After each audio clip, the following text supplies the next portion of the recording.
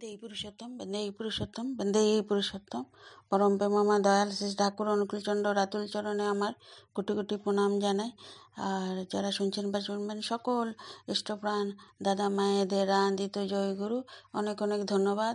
যদি কিছু ভুল টুল হয়ে থাকে কমেন্টে জানাবেন। তো এখানে আমি শ্রী ঠাকুর বিভিন্ন পূজা সম্বন্ধে বলেছিলেন, তো সেটাই আমি আপনাদেরকে পড়ে শোনাচ্ছি। প্রশ্ন করা হলো, ঠাকুরকে কার্তিক মাসে কার্তিক পূজা হয়, আচ্ছা এই কার্তিককে? শ্রী ঠাকুর তখন বললেন, কৃত্তিকা নক্ষত্রের পূর্ণ লগ্নে জন্মগ্রহণ করে যে দুনিয়াকে অসৎ প্রবণতা থেকে ছেদন বেষ্টন করে সেই কার্তিক। কৃত্তিকা কৃত ধাতু থেকে অর্থ ছেদন বেষ্টন, তারই স্মৃতি রক্ষায় কার্তিক মাসে ওই পূজা হয়। দীপরক্ষী 10-287 পৃষ্ঠা। তো কার্তিক পূজা সম্বন্ধে কথা উঠল। শ্রী ঠাকুর বললেন, কার্তিক হলেন দেব সেনাপতি, মানুষের ভিতর সূর্য বীর্যে যাতে সঞ্জীবিত থাকে সেই উদ্দেশ্যে কার্তিক পূজা। মায়েরও কার্তিকের মতো সন্তান কামনা করে যাতে তারা কার্তিকের মতো বীর ও সৌন্দর্যবান হয়। এইসব কল্যাণকর প্রথা বজায় রাখাই ভালো, ত্যাগ করা ভালো নয়। তবে সবটাকে সার্থক করতে হয় ইষ্টার্থ সার্থকতায়। আলোচনা প্রসঙ্গ 18-308। শ্রী ঠাকুর বললেন, কার্তিককে কুমারও বলা হয়।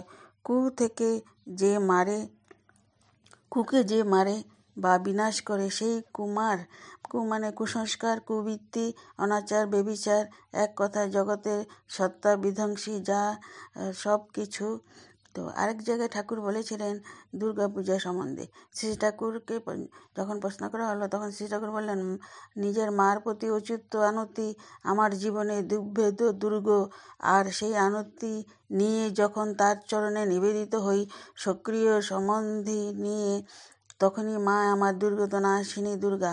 মাতৃভক্তি যখন আমাদের এই উপলব্ধিতে উপনীত করে দেয় তখনই আমরা দুর্গাপূজার তাৎপর্য হৃদয়ঙ্গম করতে পারি। আলোচনা প্রসঙ্গ 14-147। শ্রী ঠাকুরকে যখন আরও প্রশ্ন করা হলো তখন তিনি বললেন, নারীত্ব সার্থকতা লাভ করে মাতৃত্বে।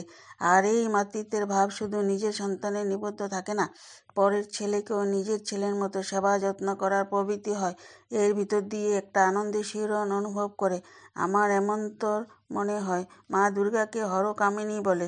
কামিনীর মধ্যে থাকে অপরকে প্রীত করার প্রীত হবার বুদ্ধি। আজকাল কামিনী শব্দটার অর্থ যেন অনেকটা অপকর্ষ লাভ করেছে। আলোচনা প্রসঙ্গ 18-309। শ্রী ঠাকুর বলেছেন যে বৃত্তাসুরের অত্যাচারে দেবতারা যখন অস্থির তখন তারা নাকি ক্ষীরোদ সমুদ্রের কাছে গিয়ে মহাশক্তি আবির্ভাবের জন্য প্রার্থনা শুরু করলেন। তখন তাদের প্রত্যেকের শরীর থেকে এই শক্তিধারা নির্গত হয়ে গিয়ে দেবী দুর্গার আবির্ভাবকে সম্ভব করে তুলেছিল। তাই বলি, আমাদের ব্যক্তিগত শক্তি বা চেষ্টা যদি কেন্দ্রায়িত না করে তুলি তাহলে আমরা কিন্তু প্রবৃত্তিমুখী অসুর শক্তির বিরুদ্ধে জয়ী হতে পারবো না। আত্মনিয়ন্ত্রণের পরিকল্পনা যদি না থাকে তবে আমাদের ভিতরে পশুভাবেই প্রবল হবে এবং তাই আমাদের সর্বনাশকে ডেকে আনবে। আলোচনা প্রসঙ্গ 17-218। ঠিক। তো শ্রী ঠাকুর এক জায়গায় গণেশ দেবের হাতির মাথার এর কাল্পনিক ও ভ্রষ্টাচার এটা মানে বলেছিলেন। প্রশ্ন করা হলো শ্রী ঠাকুরকে, গণেশের গজমুণ্ড এর তাৎপর্য কী, তার পূজা আগে করে কেন? শ্রী ঠাকুর বললেন যে গজ শব্দের একটি অর্থ শ্রেষ্ঠ, তাই শ্রেষ্ঠ মস্তক বোঝাতে গণেশের মাথায় ওই রকম হাতির মাথা রূপক আরোপিত হয়েছে। আসলে তার মাথা মানুষের মতনই ছিল। জনগণকে যিনি পরিচালিত করেন তিনি অবশ্যই শ্রেষ্ঠ মস্তিষ্ক বুদ্ধির অধিকারী। ইনি গণপতি, গণ-ঈশ, জনগণের প্রভু, তাই তার পূজা আগে করার নিয়ম। প্রশ্ন করা হলো, গণেশের প্রণাম মন্ত্রে একদন্ত মহাকায় লম্বা দ্বারকাজনক। একদন্ত মানে একটি দাঁত থাকবে, কিন্তু গণেশের মাথার দুই পাশে হাতির মতো দুইটি বড় বড় দাঁত, সেটা কেন? শ্রী ঠাকুর বললেন, দন্ত আসে দম ধাতু থেকে, মানে দমন করা। একদন্ত মানে একমাত্র দমনকারী, দুষ্ট যা কিছু, অসৎ যা কিছু, তার একমাত্র দমনকারী তিনি। আলো পত্রিকা আশ্বিন 1410 পৃষ্ঠা নাম্বার 668।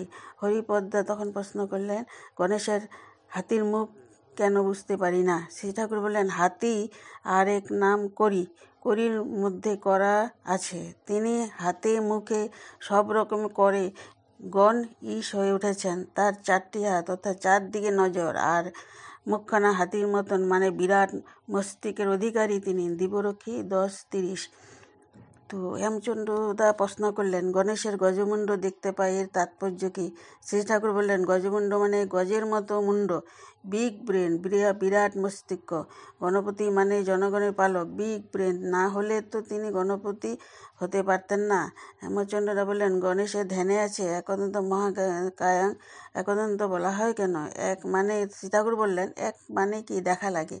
দণ্ড মানে দেখা লাগে, তো দন্ত মানেও দেখা লাগে। তো দেবীদা অভিধান দেখে বললেন, এক মানে প্রধান, শ্রেষ্ঠ, অদ্বিতীয়, আর দন্ত মানে হচ্ছে দমনকর্তা।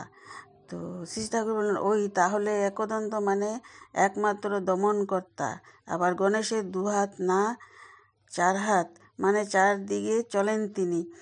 আর মুশিক ইঁদুর তার বাহন। মুশিক হলো খল প্রকৃতি সম্পন্ন। ওই খল প্রকৃতি সম্পন্ন লোকেদের তিনি কন্ট্রোলের অধীনে রাখেন। দীপরক্ষী 3:125। ডক্টর প্যারিদা বললেন, গণেশের মাথায় হাতিমুণ্ড কিভাবে হলো? শ্রী ঠাকুর বললেন, গণেশ যদি মানুষ হতো, তার আর যদি সুর থাকতো, তাহলে সুরওয়ালা অনেক মানুষ পাওয়া যেত। দীপরক্ষী 11:67। এইভাবে আমি অন্তত অনেক ভুলের পথেই ছিলাম। ঠাকুর আমাদেরকে এগুলোকে দেবদেবতাদের বিশ্লেষণ করে বুঝিয়ে দিলেন।